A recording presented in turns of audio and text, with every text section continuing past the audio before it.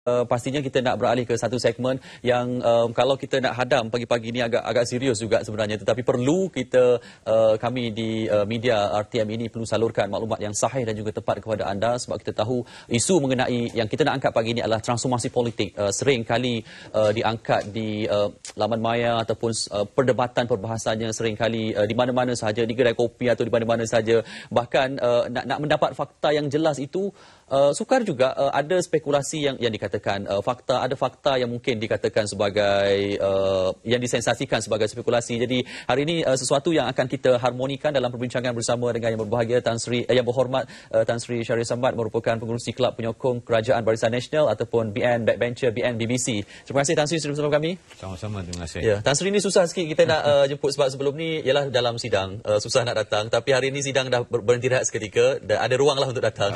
Alhamdulillah. Alhamdulillah. Tan Sri, secara asasnya mengenai BN BBC, kalau ramai lagi yang tidak tahu, mungkin Tan Sri boleh kongsikan peranannya, sebab saya tertarik dengan kenyataan Tan Sri beberapa minggu lalu kalau saya tak silap. BN BBC bukan penyokong kerajaan secara membuta tuli. Betul lah.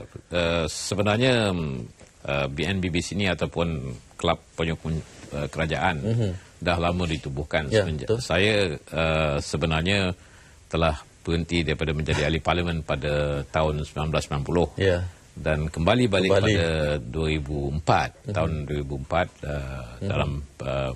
dalam pilihan raya yang ke-11. Dan ketika itulah saya kata saya tak nak menjadi menteri, dan saya nak menjadi ahli parlimen biasa. Dan masa itu saya diberikan jawatan sebagai pengurusi BN BBC. Dan juga sebagai pengurusi jawatankuasa kira-kira wang negara, PAC. Dan itu merupakan kerjaya saya sebagai seorang ahli parlimen fasa yang kedua.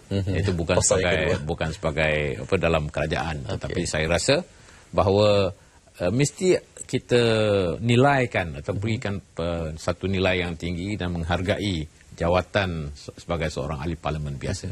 Bukan saja kita ni harus memikirkan sebagai ahli parlimen biasa kita nak jadi masuk kerajaan, mesti jadi timbalan menteri, mesti jadi menteri. Tetapi menjadi seorang ahli parlimen biasa yang berkesan memerlukan kepada satu parlimen yang di mana kita boleh memainkan peranan walaupun kita ahli parlimen biasa. Dan apa yang saya lihat bahawa BN BBC ni sebagai kumpulan penyokong kepada kerajaan ataupun dalam bahasa Inggerisnya backbenchers, mempunyai peranan yang agak penting untuk mengimbangi di antara yang pembangkang dan juga yang eksekutif. Eksekutif itu bermaknalah menteri ataupun front bench, iaitu menteri, timbalan menteri dan sebagainya. Jadi kami ini letak di tengah. Dianggapkan mungkin kita ni akan tetap menyokong apa saja yang dibawa oleh eksekutif ataupun yang dibawa oleh kabinet untuk dibahas dan diluluskan di dalam parlimen. Di samping itu kami juga harus mengimbangi pandangan dan kritikan daripada pembangkang. Jadi di antara permintaan daripada eksekutif dan kritikan ataupun penentangan daripada pembangkang, kami sebagai backbencher ni ataupun penyokong kerajaan ni harus mengimbanginya.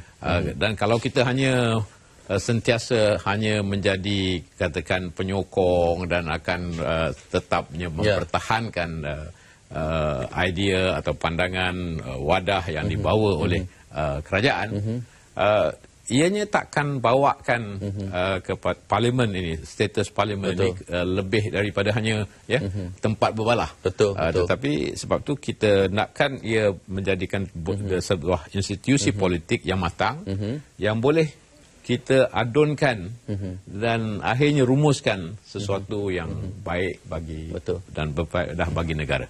Saya setuju dengan perkataan mengimbangi tadi, sebab Tan Sri orang lama di parlimen berbanding dulu dan kini, kalau saya boleh tahulah perubahan ketara. Sebabnya ini antara yang bukan spekulasi, antara yang bermain minda rakyat dalam maya juga. Sebab di pihak pembangkang ramai daripada mereka adalah dari background guaman. Jadi kebanyakan undang-undang yang diperbahaskan mereka lebih kepada penjelasan yang sangat terperinci, dan kadang-kadang kadang-kadang mereka mengatakan soalan yang mereka aju tidak terjawab oleh BN Backbencher ataupun pihak kerajaan. Tan Sri nak komen? Itu biasalah menjadi pendirian pada mereka yang membawa kepada soal undang-undang. Undang-undang, ya. Dalam soal undang-undang ni, memang adanya dalam keadaan pihak yang menyokong dan pihak yang mempertahankan ya. Ataupun pihak yang mengkritik. Dalam pemikiran dan psiki seorang peguam itu pun mesti dia mempertahankan anak guam dia ya, ataupun mencari caranya bagaimana nak memenangkan kes mereka. Betul. Yang dari segi membuatkan undang-undang ataupun nak merekakan undang-undang itu, kalau terlalu detail, ya, kalau terlalu terperinci, sehingga langsung tidak ada memberikan pihak mahkamah umpamanya untuk menterjemahkan. Jadi akhirnya saya ingat ia akan menjadi terlalu ketat. Ya. Di samping itu, ianya tak boleh juga terlalu longgar, kerana tujuan yang ada di belakang parlimen ialah untuk menjadikan ia tepat kepada apa yang menjadi matlamat parlimen untuk kerajaan untuk membuatkan undang-undang itu. Jadi dalam proses itu tentulah pandangan, kadang-kadang pandangan yang tak disangka, yang legalistik saja, berbanding dengan hasrat yang pemerintah inginkan. Dan keduanya, kesannya bukan sahaja kalau tidak ada peruntukan undang-undang itu, kesannya bukan sahaja kepada yang melakunya, yang terlibat, tetapi lebih kepada masyarakat yang keseluruhan. Jadi soal itu kena diperimbangkan. Jangan kita kata mestilah ia mempertahankan hak asasi sehingga tak boleh dicabar dan sebagainya. Tetapi di samping itu bukan saja hak individu, tetapi hak masyarakat yang lebih besar dan kepentingan negara yang lebih besar dalam soal undang-undang itu. Okey. Saya setuju dengan Tan Sri juga, dan apa yang dimahukan oleh Perdana Menteri juga adalah transformasi politik sejak daripada awal pentadbiran Perdana Menteri. Cumanya saya tertarik juga, Tan Sri, kalau Tan Sri berkomen mengenai idea untuk mewujudkan satu jawatan kuasa. Saya YB Nancy sebagai Menteri di DJPM mewujudkan satu jawatan kuasa supaya sebelum undang-undang dibentang ada pertemuan dulu antara kerajaan dan pembangkang. Sebabnya yang berlaku kini dah jadi akta, tetapi orang kata rumah dah siap, pahat masih berbunyi. Tan Sri melihat? Kami pertamanya tak berapa puas hati dengan bila satu-satu undang-undang itu terlalu sangat nak diluluskan secara cepat. Segera, tanpa sekurang-kurangnya kami yang nak mempertahankan, memahami, menerima konsepnya. Dan sebab itu biasanya ada peluang dan ruang untuk kami, masa untuk kami untuk menilai, melihat dan mendengar dengar penjelasan. Jadi sebab itu sekurang-kurangnya kalau penyokong kerajaan sendiri tak yakin kepada undang-undang itu, tentunya ia akan tidak bermakna bagi undang-undang itu dibawa ke dalam parlimen. Ada beberapa cadangan yang telah dikemukakan kepada kami. Kita telah melalui proses saringan itu, dan kami kata jangan bawa lagi isu ini dan isu itu belum lagi diselesaikan. Jadi ada masanya undang-undang itu ditinggalkan dulu, kerana kami kata kalau tak begitu perlu sangat, tunggu dulu, tapi tolong betulkan aspek-aspek ini. Yang itu ada kita main peranan begitu. Yang kadang-kadang ada juga undang-undang yang datang terlalu cepat, dan masa yang suntuk. Jadi bila ditanya menteri, urgent ke? Dia kata ini perlu. Jadi tapi kalau bila dihujah dan dibahas dalam parlimen, rupanya mereka pandangan yang awal yang kita masukkan tak diambil kira. Yang kita beri tak diambil kira. Jadi ada ketika yang dalam sidang parlimen yang terbaru ini pun umpamanya telah ditarik balik. Lepas dibahas dan sebagainya, kita kata tolonglah tarik balik. Banyak lompong lagi yang patut boleh diperbaiki. Jadi itu pun dah menjadi masalah kepada kita kerana bila timbul pula undang-undang akta hasutan, kita tertinggal kurang lagi masa untuk berbahas perkara itu. Tapi kami faham hasrat pemerintah, dan sebab itu ada juga pindaan yang dilakukan pada saat yang terakhir, iaitu dah masuk undang-undang, lepas tu menteri di peringkat jawatan kuasa akan mengusulkan pindaan daripada pemerintah. Maknanya proses pengubalan undang-undang itu harus dikaji semula. Ini yang kami tegaskan kepada Hajah Nancy umpamanya dan menteri-menteri yang lain. Kalau bolehlah, ya, sebagai contoh, jangan bebankan pengubalan undang-undang itu kepada Kamar Peguam Negara, Aegis Chambers. Tetapi kembalikan balik kepada draftsman Parlimen, di mana Parlimen mempunyai jabatannya sendiri, mempunyai kepakarannya sendiri untuk mengubalkan undang-undang, lengkapkan di Parlimen. Ini kaedah yang dulu. Awal-awal kita merdeka dulu, draftsman yang mengubal atau menulis undang-undang itu, mereka undang-undang itu memang terletak di Parlimen, tetapi telah dipindah balik ke Kamar Peguam Negara. Jadi kami rasa bahawa perlunya Parlimen itu terlibat daripada awal. Ya. Jadi kerana konsep Parlimen itu sebenarnya di dalam sistem Parlimen kita, eksekutif itu atau pemerintah juga berasal daripada Parlimen. Hanya mereka sebagai ahli Parlimen, semasa bila kami ini semua dah pilih, dah setuju siapa menjadi menteri, Perdana Menteri dan sebagainya, yang menjadi pemerintah, dia pergilah ke Putrajaya. Tetapi Parlimen tetap di KL, di Kuala Lumpur. Jadi sebab itu pengubalan undang-undang itu, kalau dari segi sistemnya, tidak harus kalau dari segi fizikalnya, tidak harus bermula di Putrajaya. Patut juga bermula di Parlimen.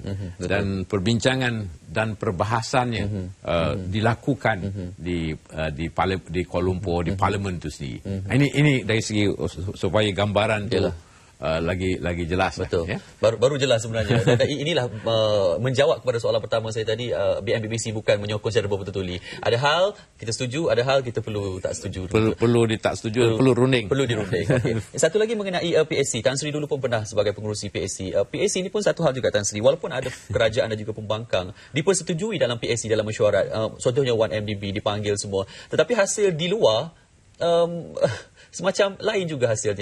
Tidak seperti yang dibincangkan pendapat persetujuan bersama dalam mesyuarat. Dia begini, yang menjadi masalah kita di Malaysia ni, dan juga banyak tempat lah. Kita ni kadang-kadang hanya suka untuk setakat untuk cakap lepas. Ya? Macam cakap kasar saya, cakap lepas lah. Ya? Lepas tu, bila dah selesaikan isu itu, ataupun dah diputuskan langkah dan ambil langkah yang sewajarnya, akhirnya orang tak minat lagi. Ya? Pasal orang minat hanya yang 15 saat atau 5 saat soal masa ia sensasi. Tetapi proses kita mesti betul. Jadi kalau kita sebagai rakyat Malaysia yang berminat kepada satu-satu perkara, harus kita juga meneliti aspek penyelesaiannya, bagaimana prosesnya mesti betul, dan soal-soalnya dijawab ataupun tidak. Umpamanya dalam soal 1MDB dan juga pihak soal jawatan kuasa kira-kira wang negara atau PAC ini, PAC pernah terlibat, semasa saya menjadi pengurusi, terlibat dengan soal-soal yang sama besar, yang dah memang ada kerugian, umpamanya pembinaan MRR2 yang bergoyang, sampai bergoyang, orang rasa sampai bergoyang.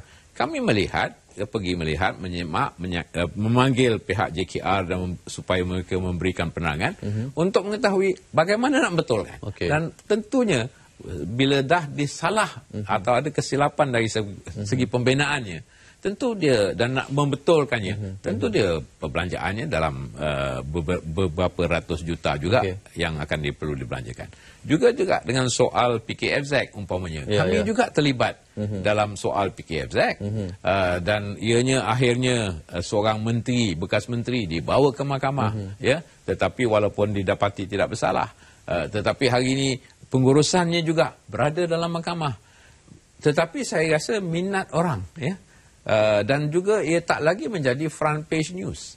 Kalau sekarang cerita PKFZ tak jadi muka depan. Orang pun dah tak minat. Tetapi proses yang di mana PAC memainkan peranan sebagai sebuah institusi, sebagai sebahagian daripada parlimen tu, sebagai institusi politiknya, melengkapkan proses itu dan akhirnya bawa ke mahkamah, ya, bila dalam penyiasatan daripada PAC dan daripada audit negara, dan akhirnya semua maklumat ini ya dijadikan sebagai asas kepada penghujaan dan juga pendakwaan, ya. Kerana pendakwaan ni kenalah ikut undang-undang. Sama ada dicuri wang ke, ditipu kan, ada elemen penipuan kan, dan ada pendakwaan, dan pendakwaan tu kena harus bersandarkan kepada bukti.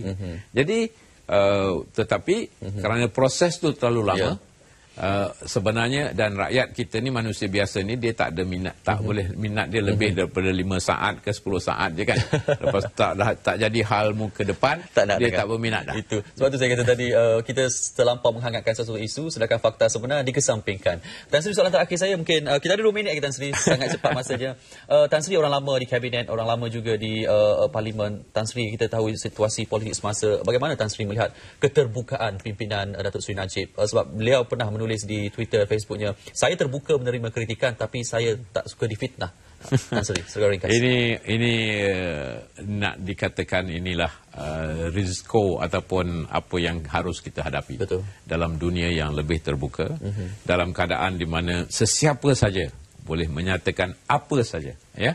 Dan dalam soal keterbukaan ini, dia punya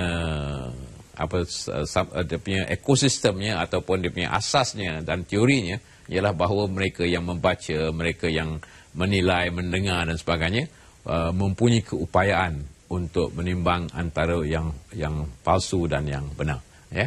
Jadi fitnah itu menjadi masalah yang kita akan hadapi daripada sampailah hari kiamat. Akan berlakunya fitnah.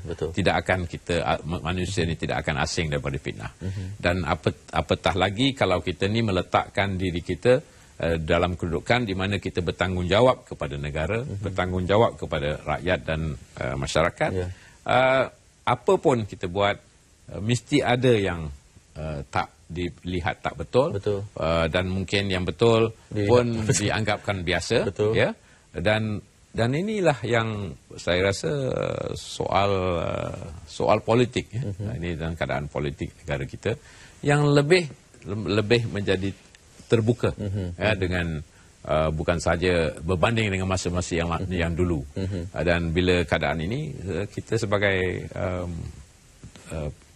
aktor dalam di pentas politik ini kena menerimanya dengan hati yang tabah, dengan keyakinan bahawa kita pegang kepada kebenaran dan untuk faedah dan kepentingan ramai. InsyaAllah kita doakan agar Datuk Seri Najib, Perdana Menteri kita, dapat mendepani segala kritikan ini dengan cara terbaik, dan juga BNBBC dipimpin Tan Sri sendiri dapat membantu dalam usaha ini. Terima kasih Tan Sri bersama kami. Yang berhormat Tan Sri Syahril Samad, pengurusi BNBBC. Ini saja ruang yang kita ada. Kita akan cari masa Tan Sri lagi untuk perbincangan yang seterusnya nanti.